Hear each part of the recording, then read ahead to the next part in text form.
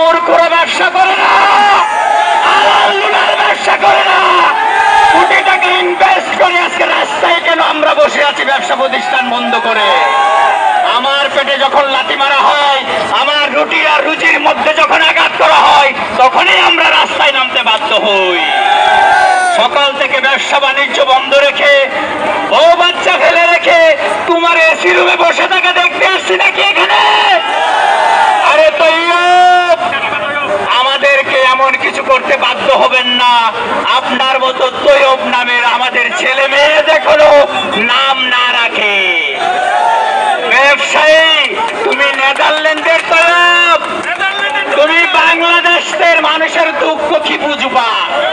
তুমি তো ইংলিশ মিডিয়ামে লেখাপড়া করেছো দাদা, আমরা তো আর দেশ থেকে যাই নাই।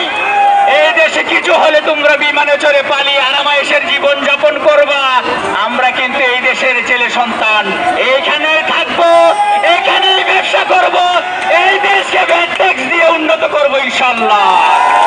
এই দেশে যদি সুবিধা না হয় তোমরা বিমানে চড়ে বিদেশে চলে যাবা, আমরা কিন্তু যাব না। দুঃখ কষ্ট ডাল ভাত এই দেশেই খাবো। তাই তোমাকেই বলছি, ছোট থেকে বড় হয়েছে এই দেশে, এই দেশেই থাকবো। তোমার মতো বিসিএস ক্যাডার হয়ে বিমানে উঠবো না।